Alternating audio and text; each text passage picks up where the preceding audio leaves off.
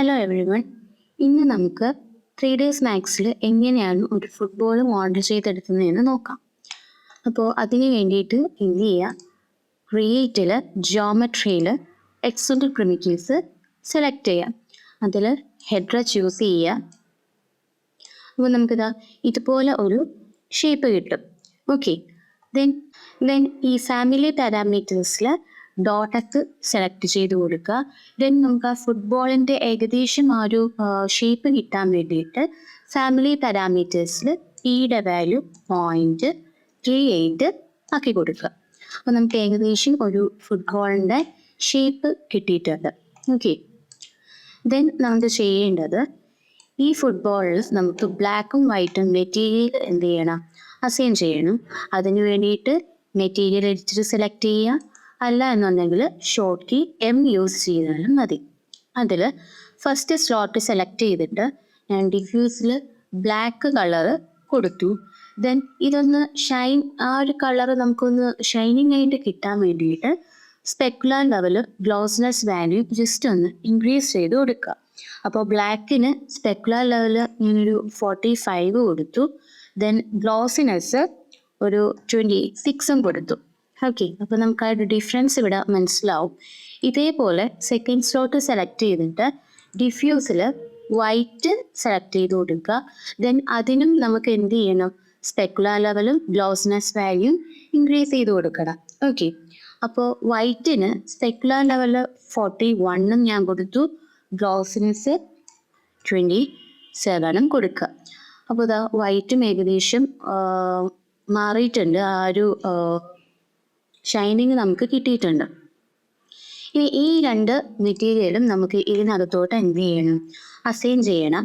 അതിന് വേണ്ടിയിട്ട് ഈ ഓരോ ഫേസും നമുക്ക് സെലക്ഷൻ കിട്ടണം. അപ്പോൾ എന്താ ചെയ്യുക, നമുക്കതിനെ എഡിറ്റബിൾ പോളിയാക്കി കൺവേർട്ട് ചെയ്യാം. സോ റൈറ്റ് ക്ലിക്ക് കൊടുക്കുക, എഡിറ്റബിൾ പോളിയാക്കി കൺവേർട്ട് ചെയ്യുക. ഓക്കെ, ഇതെന്താ ഇവിടെ പോളിഗൺ എന്ത് ചെയ്യണം, ആക്ടിവേറ്റ് ചെയ്യാം. ദെൻ നമുക്ക് ഈ ഓരോ ചെറിയ പോളിഗണും എന്ത് ചെയ്യണം, സെലക്ട് ചെയ്തിട്ട് ബ്ലാക്ക് കളറ് അസൈൻ ചെയ്ത് കൊടുക്കുക.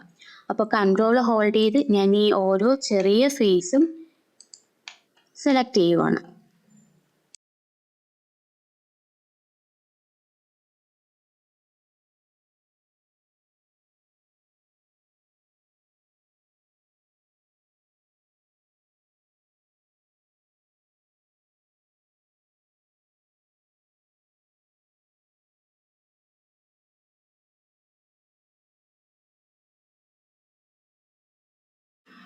അപ്പോൾ എല്ലാ ചെറിയ പോളിഗൺസും സെലക്ട് ചെയ്തിട്ടുണ്ട്.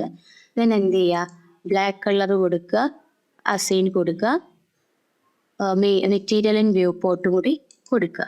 ഓക്കെ, ഇതേപോലെ എന്ത് ചെയ്യുക, ബാക്കി ഫേസസും സെലക്ട് ചെയ്തിട്ട് വൈറ്റ് മെറ്റീരിയൽ അപ്ലൈ ചെയ്യണം. സോ കൺട്രോൾ ഹോൾഡ് ചെയ്തിട്ട് ബാക്കി ഫേസസും കൂടി സെലക്ട് ചെയ്യാം.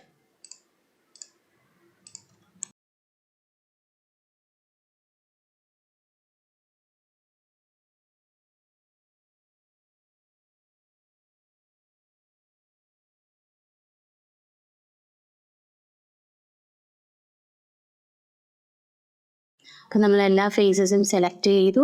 ഇതിനെന്ത് ചെയ്യുക, വൈറ്റ് അപ്ലൈ ചെയ്യുക. ഓക്കെ, ഇതാ നമ്മൾ വൈറ്റും ബ്ലാക്കും കളേഴ്സ് നമ്മൾ ഇതിനകത്തോട്ട് എന്താക്കിയിട്ടുണ്ട്, അസൈൻ ചെയ്തിട്ടുണ്ട്. ദെൻ എന്ത് ചെയ്യണം, എഡ്ജ് ആക്ടിവേറ്റ് ചെയ്തിട്ട് ഇതിൻ്റെ എഡ്ജ് എല്ലാം കൂടി സെലക്ട് ചെയ്യുക.